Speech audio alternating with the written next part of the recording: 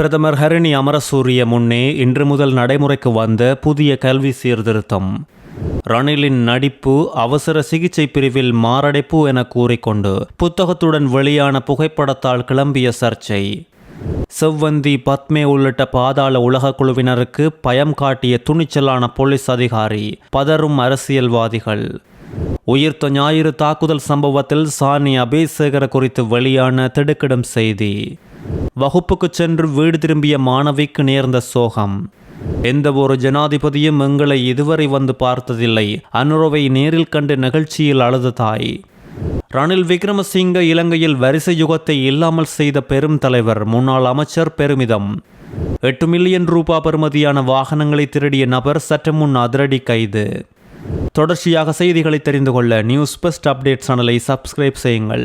2026ஆம் ஆண்டில் முதலாம் தரத்திற்கு மாணவர்களை இணைத்துக் கொள்ளும் நடவடிக்கைகள் இன்று ஆரம்பமாகியுள்ள நிலையில் அதற்குரிய தேசிய நிகழ்வு கல்வி அமைச்சர் ஹரிணி அமரசூரியவின் தலைமையில் அதுருகிரிய குணசேகர கல்லூரியில் நடைபெற்றுள்ளது.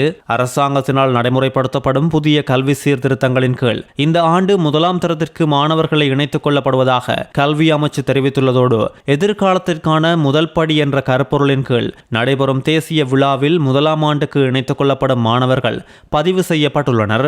அத்தோடு வளமான நாட்டிற்குள் வளமான கல்வியை பெற்றுக் கொடுப்பதே அரசாங்கத்தின் பிரதான நோக்கம் என்றும் பலர் கல்வி அமைச்சரை வீழ்த்த முயற்சிக்கலாம், ஆனால் நாங்கள் கல்வியை வீழ்த்த மாட்டோம் என்று கல்வி அமைச்சர் ஹரிணி அமரசூரிய தெரிவித்துள்ளார்.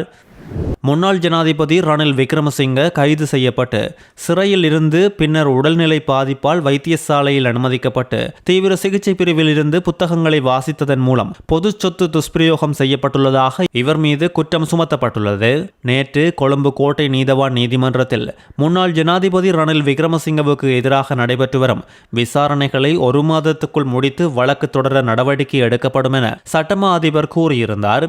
கொழும்பு கோட்டை நீதவான் இசுரு நெத்திக்குமார முன்னிலையில் இந்த வழக்கு விசாரணைக்கு வந்தபோது சட்டமா அதிபர் சார்பில் முன்னிலையான மேலதிக சொலிசிட்டர் ஜெனரல் திலீப் பீரிஸ் இந்த அறிவிப்பை வெளியிட்டுள்ளார். ரணிலின் விசாரணைகளில் 90% இதுவரை நிறைவடைந்துள்ளதாக அவர் நீதிமன்றத்தில் சுட்டிக்காட்டியுள்ளதோடு குறித்த வழக்கு விசாரணையின் போது முன்னாள் ஜனாதிபதி செயலாளர் சமன் ஏகநாயக்க தொடர்பாகவும் விசேட தீர்ப்பு அறிவிக்கப்பட்டதோடு எதிர்வரும் பிப்ரவரி மாதம் 11ஆம் தேதி வரை அவரை விளக்கமறியலில் வைக்க உத்தரவிடப்பட்டது.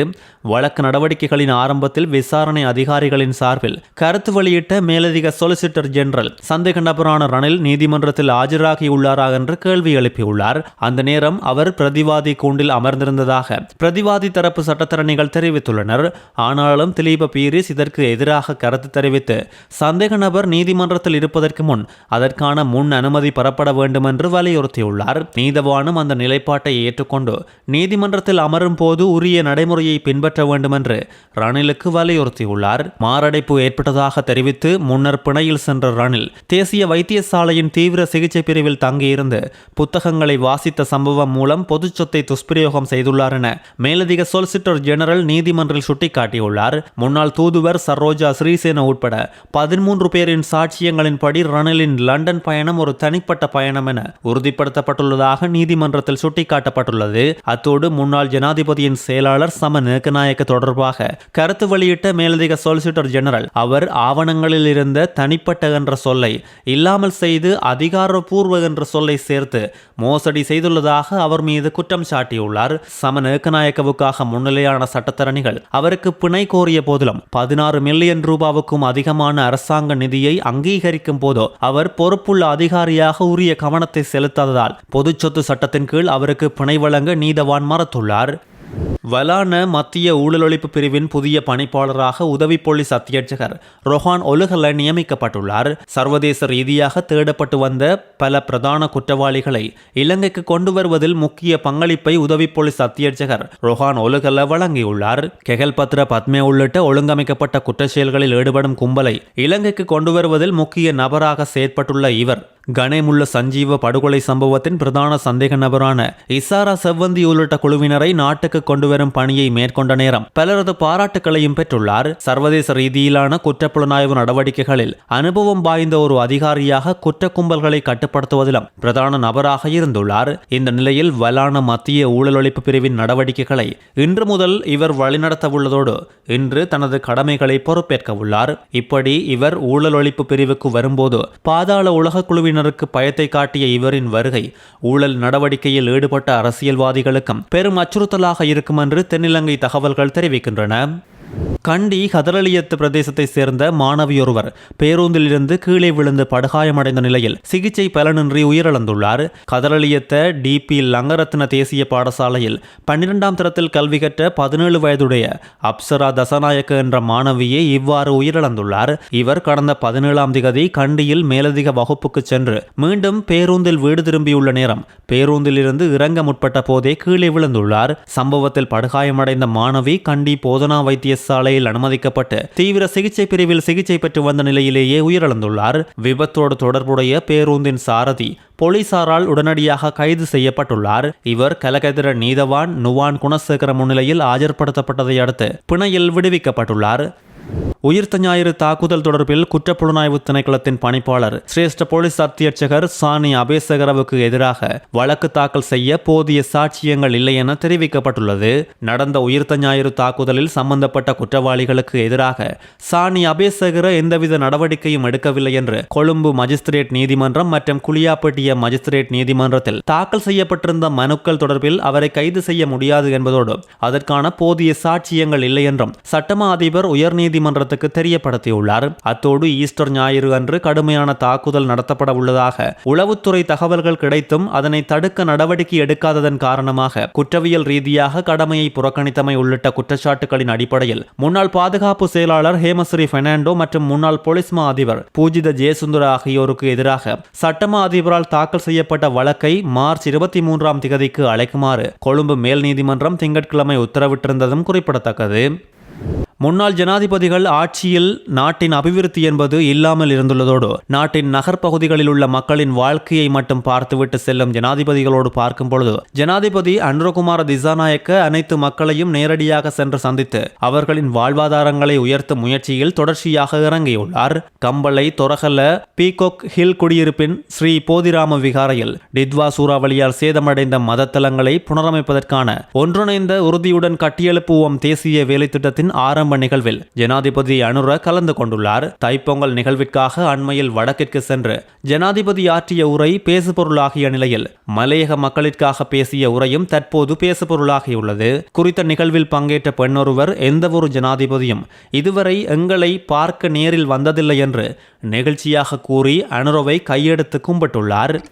பொருளாதார நெருக்கடியில் இருந்து நாட்டை மீட்ட ஒரே ஒரு பெரும் தலைவர் ரணில் விக்ரமசிங்க என்றும் அவருக்கு எங்கள் ஆதரவு எப்போதும் இருக்கும் என்றும் முன்னாள் அமைச்சர் மஹிந்த அமரவீர தெரிவித்துள்ளார். ரணிலின் லண்டன் பயணம் குறித்து வழக்கு விசாரணைக்காக முன்னாள் ஜனாதிபதி ரணில் விக்ரமசிங்க கொழும்பு கோட்டை நீதவான் நீதிமன்றத்தில் நேற்று முன்னிலையாகிய நேரம் அவருக்கு ஆதரவு தெரிவித்து எதிரணி நாடாளுமன்ற உறுப்பினர்கள் பலர் நீதிமன்ற வளாகத்துக்கு வந்திருந்தனர். நாடாளுமன்ற உறுப்பினர்களான மனோ கணேசன், கபீர் ஹாசிம், ஹர்ஷ டி சில்வா உட்பட ராஜித சேனாரத்ன, மஹிந்த அமரவீர உட்பட முன்னாள் அமைச்சர்களும் முன்னாள் எம்பிக்களும் வருகை தந்திருந்ததோடு மஹிந்த அமரவீர இந்த நேரம் இதனை தெரிவித்துள்ளார். நாட்டின் வரிசை யுகத்தை முடிவுக்கு கொண்டு வந்தவர் ரணில். நாட்டில் நெருக்கடி நிலை ஏற்பட்ட போது அவருடன் நாங்கள் இருந்தோம், தற்போதும் நிற்கின்றோம், எப்பொழுதும் நிற்போம் என்றும் அவர் மேலும் தெரிவித்துள்ளார். அதேவேளை நீதிமன்றத்தை நாம் மதிக்கின்றோம், நீதிமன்றம் ஊடாக ரணிலுக்கு நீதி கிடைக்கும் என்ற நம்பிக்கை உள்ளது என்று அங்கு வந்த ரணிலின் ஆதரவாளர்கள் சிலர் நம்பிக்கை தெரிவித்ததும் குறிப்பிடத்தக்கது.